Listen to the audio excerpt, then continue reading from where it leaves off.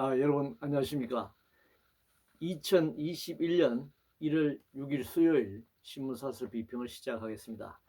먼저 구치소 코로나 확진 관련된 조선일보 사설입니다. 북수용소 방불, 구치소 비극, 중대재해법 적용해 추부터 처벌하라.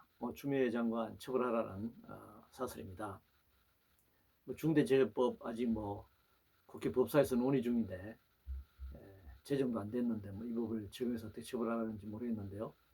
중대재해법은 나중에 얘기하겠습니다만 지금 10만 청원으로 민주노총 10만 청원으로 제출된 법안이 완전히 누더기가 되어가지고 그것도 시행도 유예하느니 마느니 하면서 정말 처벌법을 할 수 없는 그런 상황까지 가 있습니다. 여하튼 이 구치소 코로나 확진 관련해서 조선일보가 북한 수용소를 방불케 한다 이런 식으로 굉장히 과장된 지적을 했습니다만 심각한 상황은 사실입니다. 당연히 책임자 처벌을 해야 되겠죠. 이제 후속된 조치가 필요합니다. 이 코로나가 언제 끝날지도 모르는 거고 또다시 어떤 전염병이 또 도발할지도 모르는 것이기 때문에 특히 이 동부구치소, 아파트형 구치소 이건 곤란하다고 생각합니다. 운동장도 없고 아주 밀폐된 곳에 수용되어 있기 때문에 우리가 아파트에 많은 사람이 살지만 다 외출하고 출입도 가능하고 언제든지 문도 열 수 있고 그렇잖아요. 근데 구치소는 그런 것이 불가능합니다. 햇볕도 볼 수도 없고 운동장도 없고 갇혀 있기 때문에 아파트 구치소를 이거 폐지해야 된다 저는 그렇게 생각하고 수용 인원 제한해야 된다고 생각합니다. 밀접도가 너무 높죠. 그리고 확진자를 다른 구치소로 막 이전시켜 가지고 또 확산도 될 수도 있을 문제가 있기 때문에 경범죄자, 중한 범죄가 아닌 경우에는 주거 제한을 조건으로 석방하는 것이 옳다고 생각합니다. 그리고 우리가 이 구치소에 있다라고 하는 경우는 이제 형이 확정되면 교도소로 이제 이감하게 되는데 불구속 원칙을 해야죠. 중대한 범죄자가 아닌 경우에는 불구속 원칙을 하면 현재 우리나라 구치소 교도소에 한 5만여 명 있는 것으로 추산되고 있는데 훨씬 더 줄일 수 있다. 그렇다고 해서 범죄자를 전부 감옥에 가두고 이런 구치소나 교도소를 계속 지을 수는 없는 것 아니겠습니까? 그래서 이 중대한 범죄자가 아닌 경우에는 불구속 수사를 원칙으로 하면 이렇게 많이 가둬둘 필요가 없다 이렇게 생각합니다. 재난지원금 관련해서 조선일보는 3차 시작도 전에 4차 재난지원금 운운 선거가 다가온 것이다. 매일경제신문은 2차 전국민 지원금 꺼낸 여당 또 선거용 현금 살포인가. 한겨레신문은 전국민 재난지원금보다 코로나 양극화 대책을 한겨레도 전국민 지원은 반대하고 있네요. 전국민 지원금과 선별 재난지원금을 계속 선택적으로 계속 얘기가 되고 있으니까 혼란이 계속될 수밖에 없습니다. 선별해서 이제 지급하게 되는 경우에는 이 분류하기도 굉장히 어렵습니다. 논란이 굉장히 많고 업종에 따라서 분류하는 것도 굉장히 논란이 많고 차상위 계층의 문제도 또 발생합니다. 그리고 이것을 분류하고 여러 가지 조건을 따지고 하는 과정의 행정 비용, 그 시간, 이것이 엄청나게 투입되고 낭비될 수밖에 없습니다. 그리고 또 전국민 재난지원금의 경우에 선거 전에 지난 4.15 총선 전에 지급함으로써 여당이 굉장히 선거에서 이득을 봤다라고 일반적인 평가인데 여야 합의로 전국민 재난지원금을 지급하고 국회가 예산을 조정하고 이렇게 하면 굳이 어느 쪽이 유리하다 이렇게 할 수 없는 겁니다. 정부가 계속 이것을 얘기하고 야당이 반대하고 이런 상황이면은 당연히 정부가 그런 의도를 갖고 있다 이렇게 얘기할 수 있는데 재난지원금은 전국민 재난지원금으로 일원을 해야 합니다. 이렇게 되면 선거용이라고 하는 논란이 있을 수가 없는 것이죠. 그런데 이제 전국민 재난지원금을 지급할 경우에 과다 재정이 과도하게 많이 든다 이런 얘기를 하는 건데 지난 1차 때도 14조 원 정도 들지 않았습니까? 그러면은 이 재난지원금을 몇십만 원 받지 않아도 되는 또 계층과 사람들이 있는 것이잖아요. 그러나 그들에게도 다 일단 지급이 되면 세금으로 환수되는 시스템을 만들면 된다. 근데 그것만큼 소득이 늘어난 것이잖아요. 재난지원금이라고 하는 기본소득 개념이니까 소득이 늘어났기 때문에 이 소득 어떤 세금 내는 기준이 있지 않습니까? 그리고 누진적 소득이 높을수록 누진적 과세가 적용되는 그런 시스템을 활용하면 연말 되면 그것은 다시 국고로 환수될 수 있는 시스템이기 때문에 일괄적으로 지급하는 것이 옳다 이렇게 생각합니다. 미국 이란 제재 관련된 건데 조선일보는 한국 배나포에 인질을 벌이는 이란을 이제 비판하고 있네요. 이란이 한국에 원유를 수출하고 받지 못한 돈 약 8조 원, 미국 이란 제재로 국내 은행에 이제 묶여 있는 돈인데 이걸 받아내기 위해서 이란이 우리나라 유조선을 납포했다. 뭐 그런 얘기입니다. 중앙일보는 이란 선박 억류 외교 역량 총동원에 해결하라. 라는 제목에서 이란의 신변 안전과 석방 촉구하고 미국 등 국제사회 공조 노력도 병행해야 한다. 동아일보는 억류된 우리 선박 국제 공조 총력 외교로 빨리 구출하라. 이렇게 이제 주장하고 있습니다. 이 도널드 트럼프 행정부가 이란 핵합의 탈퇴 후 이란 제재 동참에 9조 원 가량의 원유 대금을 지금 동일하고 있다. 역시 동아일보도 그런 사설을 썼습니다. 멸경이 신문은 이란에 납포된 한국 선박 국제 분쟁에 동네북돼서는 안 된다. 한겨레 미이란 긴장 속 한국 선박 납포 적극적 외교로 풀어라. 뭐 적극적 외교로 풀으라고 하는데 이게 참 어려운 주문이죠. 경향신문 이란의 한국 유조선 납포 정물 조기 석방 재선도 하라. 이렇게 사설을 내보냈고 뭐 이란을 비판하는 얘기도 있고 다수의 사설은 외교 노력을 적극적으로 하라. 뭐 그런 얘기인데 이게 왜 이런 상황이 발생했는가라고 하는 것은 뭐 다 아시는 내용입니다만 2015년 7월에 유엔 상임이사국과 유럽연합과 이란 간의 협상으로 타결된 이란 핵협정이죠. 이란의 군사 목적의 핵 개발을 중지하는 비핵화 협상인데 이 트럼프가 2018년 5월에 일방적으로 트럼프 행정부가 탈퇴함으로써 이게 문제가 된 겁니다. 탈퇴하면서 이란의 제재를 이제 가하기 시작한 것이죠. 근데 이 미국은 표리부동하게도 굉장히 이중적이죠. 이스라엘, 인도, 파키스탄의 핵은 이제 암묵적으로 인정하고 있습니다.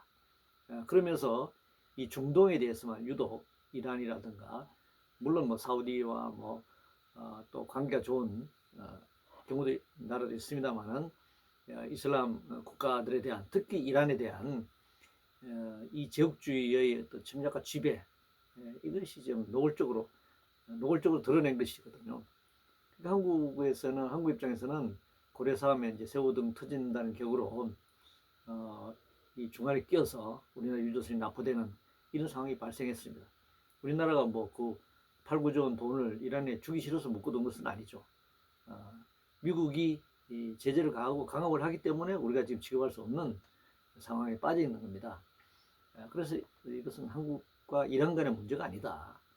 추상적 외교 노력 이렇게 말할 것이 아니고 뭐 미제국주의라고 이렇게 드러내놓고 한국 정부 공격할 수는 없겠죠. 지금 시점에서는. 그러나 미국의 이 문제 해결을 촉구해야 한다. 이 문제가 발생한 원유를 제공한 경우는 그 트럼프 정부이기 때문에 자기네들 일방적으로 핵협정을 탈퇴해버렸잖아요. 합의가 파기된 것이 아니라 합의하다가 파기된 것이 아니라 합의된 협정을 일방적으로 탈퇴하고 나와버린 것이잖아요. 물론 이란 정부가 출범하는 바이든 정부에 대한 압박 또 대화 이 양면 전술을 구사하기 위해서 한국의 유조선을 납포한 것으로 판단됩니다만 우리는 뭐 이런 거 협상한다고 해결되겠습니까? 미국의 문제 해결을 촉구해야 한다. 그냥 외교적 노력 이렇게 말해서는 안 된다고 하는 것입니다. 코로나 관련해서 중앙일보는 영업 금지 집단 불복 사태 코로나 방역 기준 다듬어야 한다. 제목의 사설에서 주목국으로는 방역 실패 혼란만 이야기한다. 과학적 근거 마련의 신뢰부터 회복해야 한다. 이렇게 주장했습니다. 문화일보는 불공정 조치 원성 키워놓고 코로나 모범국 된다는 궤변이다. 경향신문은 형평성 시비 커지는 코로나 영업 제한 보완책 서둘러야 한다. 신문 또 하나의 사설에서 1000명 넘은 코로나 사망, 취약계층 시설 대응 강화해야 한다 이제 주장했습니다. 업종이나 시간등 너무 이게 획일적이지 않냐 뭐 그렇게 생각합니다. 또 9시 넘으면 무조건 식당 문을 닫아라. 그러면 9시 전에는 뭐 숫자가 얼마가 있든 영업해도 좋다. 이건 굉장히 방역에 있어서 세밀하지 못하다는 거죠. 아예 시간을 뭐 10시, 11시로 영업을 연장하더라도 현재 식당에 좌석 배치가 있으면 그 수에 50%의 손님을 받는다든지 좌석에 배치해 있어서 그 거리두기라는 것이 있지 않습니까? 그걸 어떻게 한다든지 요즘 뭐 고속도로 휴게소 가면 마주보고 앉지 못하게 돼 있잖아요. 앞면만 바라보게 돼 있고 그렇게 한다든지 가림막을 비닐로 된 가림막을 이렇게 차단해서 서로 휘말이 튀지 않게 한다든지 이렇게 해서 숨통을 튀어야 되지 않느냐. 아니면 정말 이것이 2.5단계가 아니라 정부가 계속 2.5단계 묶어두고 이렇게 제안을 하고 있는데 이건 거의 3단계 수준이잖아. 그럼 정말 3단계 수준을 가야 된다고 한다면 전면적으로 똑같이 모든 영업을 중지시키고 빨리 재난지원금을 지급해야 된다고 생각합니다. 그리고 자영업자들의 경우에는 임대료 문제, 공과금 문제에 대한 지불료의 감면 조치 등 적극적인 조치를 해나가야 한다. 국가가 그야말로 이 공공적 그런 행정 방식을 도입해서 과감하게 해야 된다. 이게 들쭉날쭉하고 완전 형평성도 없고 기준도 불분명하고 이렇게 해서야 자영업자들이나 어려운 그 삶에 처해 있는 사람들의 해결나갈 방법이 없고 절망에 빠질 수 없다 이렇게 생각합니다. 그리고 이제 특히 많은 사망자를 내고 있는 노인 요양시설의 경우에는 밀집도가 너무 높습니다. 바깥에서는 뭐 거리도 2m 거리, 뭐 5인 이상 안 되고 뭐 9인 이상 기저귀도 안 되고 이렇게 말하면서 요양편에 가면 그냥 침상이 다닥다닥 붙어 있지 않습니까? 그 수용 인원을 제한해야 한다. 그리고 수용 시설을 늘려야 한다. 그리고 지금부터라도 이 민간의 요양병, 요양시설을 돈벌이 수단으로 맡겨서는 안 된다고 생각합니다. 정부가 공공시설로서 이걸 가져가야 한다. 말로만 노인복지가 아니라 노인복지를 위한 예산이 투자돼야 하고 공공병원, 뭐 요양시설 이런 복지 예산 투자가 제대로 되지 않잖아요. 무슨 신공항 뭐 건설에 뭐 10조 운운하면서 이런 이 삶의 이 질을 높이는 복지를 확대하는 이런 부분의 예산은 정체되어 있거나 되려 뭐 삭감하거나 이런 식으로 하기 때문에 이런 문제가 발생하고 이런 문제가 발생했을 때 대처가 되지 않는다라고 하는 겁니다. 말로만 방역이 되는 것이 아니죠. 과학적인 근거와 조건이 돼야 된다고 하는 것입니다. 아동학대 관련해서 동아일보는 정의나 미안해, 반짝 관심, 뒷북 대책에 반복되는 아동학대, 멸경신문은 경찰은 뭉개고 국회는 입법 외면하고 정인이 사건의 공범들 제목 사설에서 20대 국회에서 발의된 아동학대 범죄 관련 특별법 개정이 40여 건이나 발의됐지만 뭐 전혀 법안이 만들어지지 않았다 이렇게 비판하고 있습니다. 한겨레 신문은 아동학대 땜질 대응으론 정인이 죽음 반복된다 이렇게 썼습니다. 지금 이 아동학대란 말도 사실 맞지 않습니다. 아동폭력이죠. 그리고 정인이 사건의 경우는 아동의 살인입니다.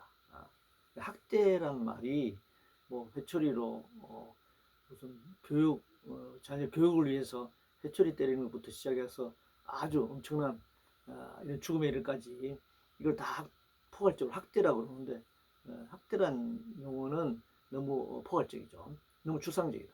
이것은 폭력이라고 하는 것입니다. 폭력이고 살인행위다 라고 하는 용어를 정확하게 써야 된다고 생각합니다. 가정, 학교, 직장, 사회폭력이 지금 너무 구조화되어 있습니다. 이것이 눈에 보이는 폭력뿐만 아니라 빈부격차 양극화 이것도 사실은 사회적 폭력이에요. 학력 등 차별, 그 다음에 배제시키는 거, 정규직, 비정규직이다, 뭐 업종별로 차등한다, 직급별로 차등한 이렇게 배제시키는 소수자, 장애인, 뭐 노인, 뭐 독거노인, 뭐 배제시키는 이런 게 다 폭력이죠. 그리고 1등만 얘기되는 인정되는 그런 성과주의 등으로 구조적 폭력이 유발되고 있습니다. 아동학대도 그 연장선상에 있다고 생각합니다. 학교, 사회, 직장, 우리 사회 구조적인 폭력의 연장선상에 있는 것이고, 그 다음에 이 아동폭력이 일어나는 것은 뭐 그런 구조적인 문제도 있지만 부모가 자식을 소유물이나 도구로 생각하고 있기 때문에 그렇습니다. 똑같은 인격체죠. 대등한 인격체다. 세상에 태어나면 똑같은 인간, 인격을 가진 똑같은 개체이기 때문에 소유물이 되거나 지배되거나 그럴 수 없는 것입니다. 그래서 보육과 양육의 국가 책임을 강화하고 주택, 교육, 의료의 무상화 조치 이런 부분들을 제도적으로 또 마련해 가야 될 문제라고 생각합니다. 그리고 아동폭력에 대해서는 엄하게 처벌해야 한다. 지금 뭐 법이 만들어지지 않아서 처벌되지 않은 게 아니잖아요. 이번 정의 사건의 경우에는 경찰이 뭐 여러 차례 인지했음에도 불구하고 이 무혐의 처리함으로써 이런 결과에 이르게 된 것입니다. 뭐 앞으로 뭐 40건의 법이 계류됐다가 20대 국회가 끝났다고 얘기하는데 뭐 법을 만든다고 되는 문제는 아니죠. 법을 적용하지 않으면 이게 안 되는 겁니다. 검경 수사권 독립 뭐 이렇게 해서 경찰의 수사 권한이 계속 높아졌는데 이거 수사 안 하고 이렇게 처리해버리면 기각하카 뭐 이렇게 해버리면 아무런 의미가 없는 것입니다.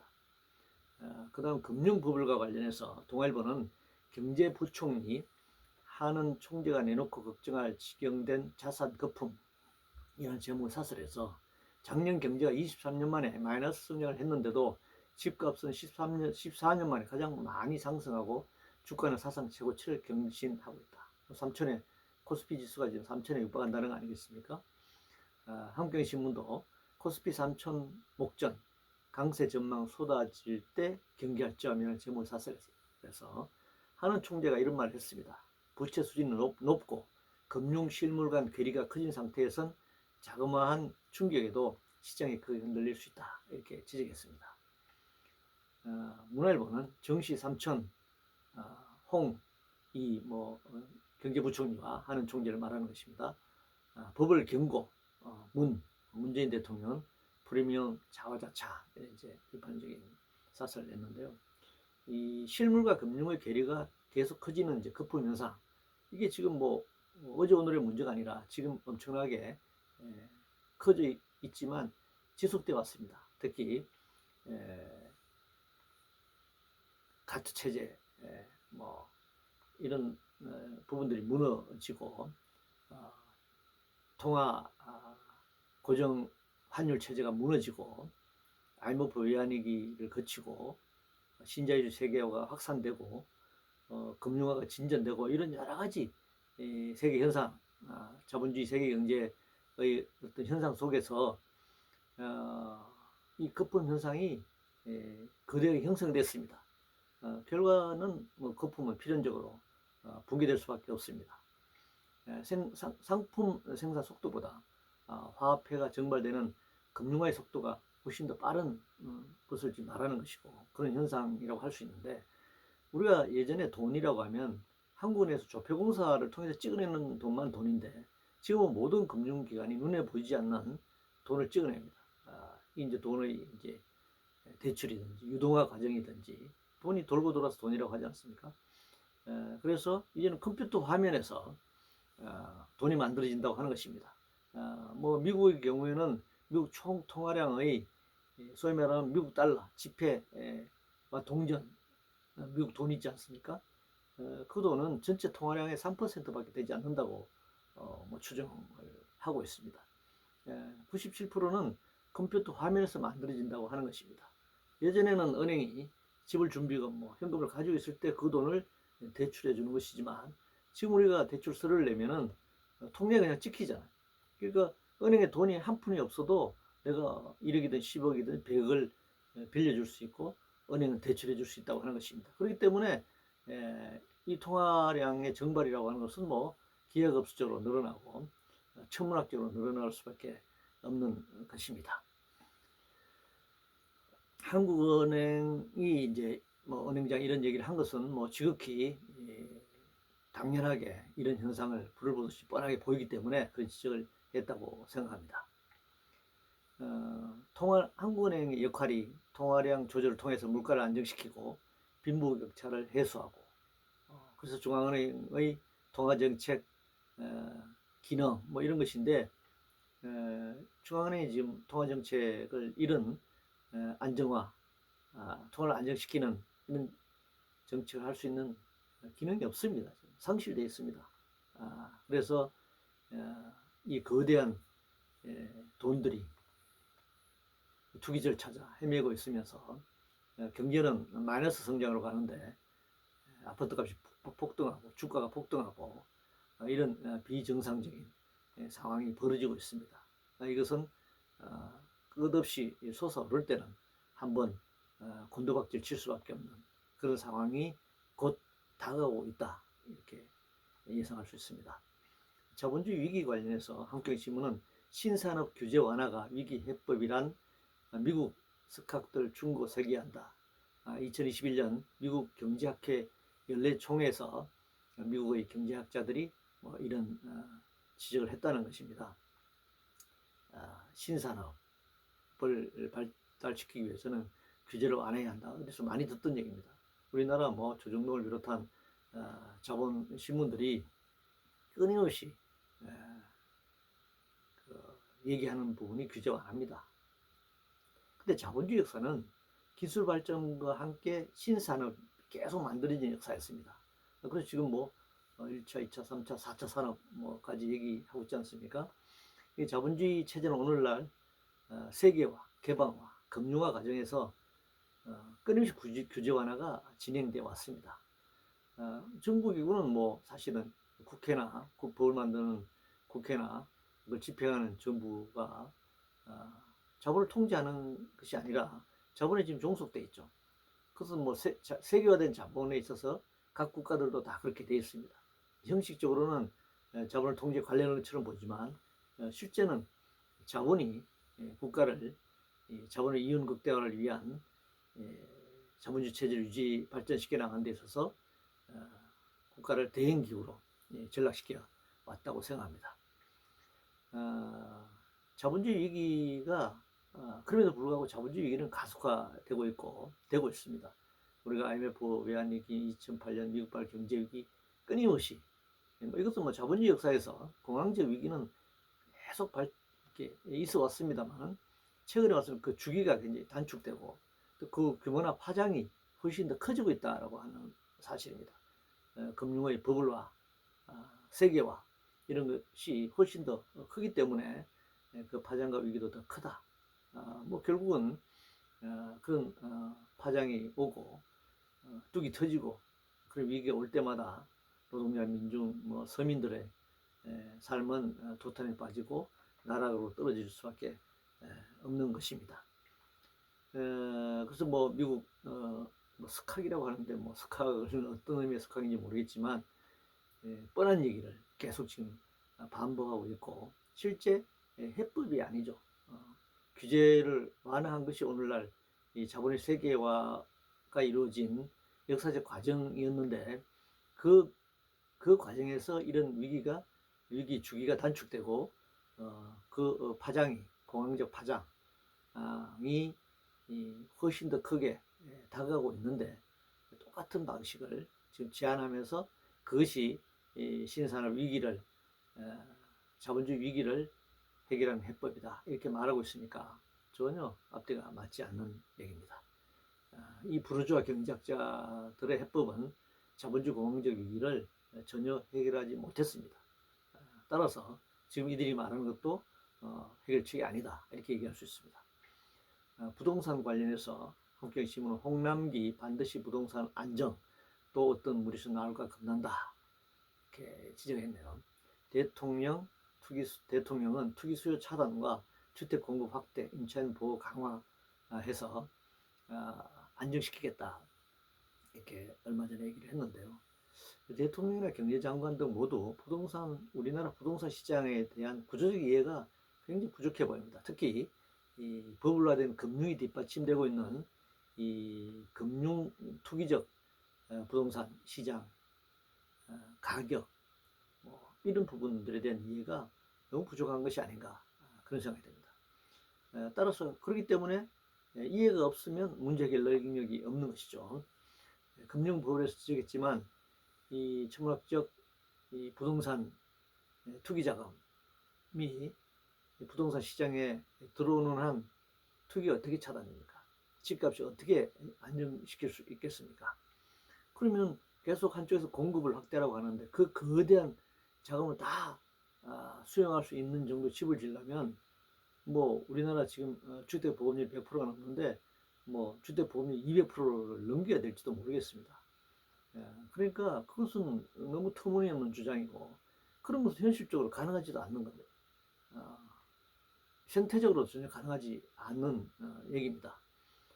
그래서 집의 투기적 상품 거래, 집을 투기적 상품으로 내놓고 이것을 금융자본의 이 투기적 거래에 내맡기는 한 이것은 해결 불능하다라고 하는 것입니다. 1가구 1주택, 주택의 공개념, 부동산이 아니라 주택과 주거정책 이런 법과 제도를 완비하고 집이 투기 대상이 되지 않는 제도와 장치를 마련해야지 그것이 가능한 것이지 이걸 뭐 도박판을 다 열어놓고 속이지 말고 도박해라.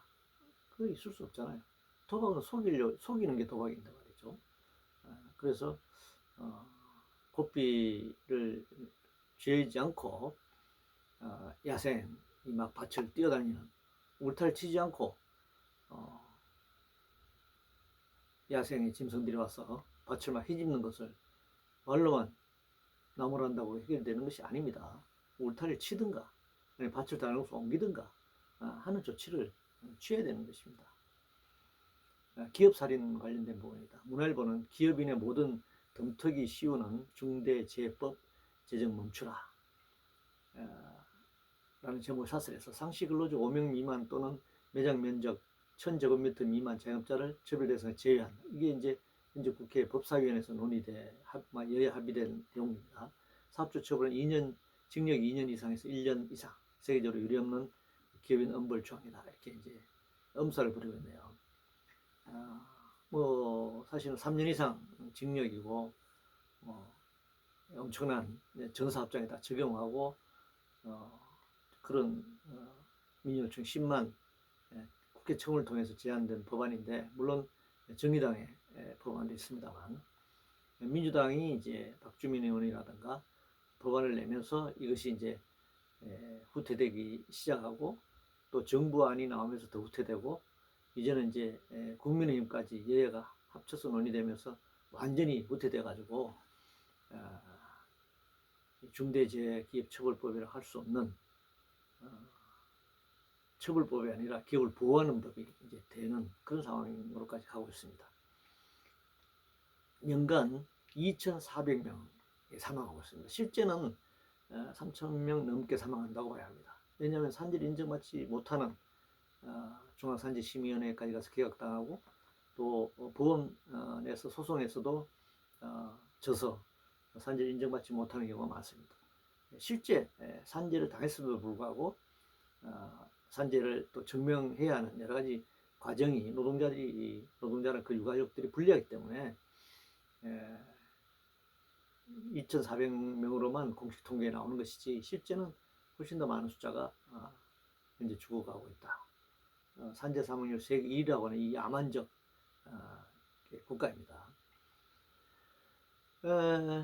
그런데 중대재해법 제정 멈추라 이런 주장하는 걸 보면 참 자본의 입장에선 언론들 자본이나 기업의 요구가 너무 끔찍합니다. 이제 이름부터 바꿔야 될 것 같습니다. 중대재해기업처벌법이 아니라 기업살인법으로 유럽에서 기업살인법으로 제정된 바가 있습니다. 기업살인법으로 바꿔야 하고 현재 국회 법사위에서 합의된 내용을 보면 5인 미만 사업장을 제외한다. 이런 뭐 다수의 사업장이 제외된 것이죠. 형량도 턱없이 이게 낮춰버리고 거기다가 또 막 본회의까지 어떻게 바뀔지 모르겠습니다. 뭐 시행을 또 2년 4년 유예하자 이렇게 나오면 이게 하나마나한 것입니다. 산절당의 자식을 잃은 부모들이 지금 30일 가깝게 국회 안에서 단식 농성을 하고 있고, 또 비정규직, 또 다른 단위의 노동자들이 한 달 넘게 단식을 하면서 청와대 앞에서는 또 108회를 하고, 이런 뭐 여러 가지 목소리를 내고 있지만 뭐 국회는 아랑곳하지 않고 산재 사망률 세계 1위, 뭐 연간 뭐 3천여 명의 노동자가 목숨을 잃든 말든 뭐 기업의 요구, 기업의 목소리가 대변한다 이렇게 되고 있습니다. 그래서 이게 국회의원들도 지금 보니까 살인 방조를 넘어서 살인 공모자처럼 보입니다. 정말 안타까운 현실입니다. 이상으로 2021년 1월 6일 신문사설 비평을 모두 마치겠습니다.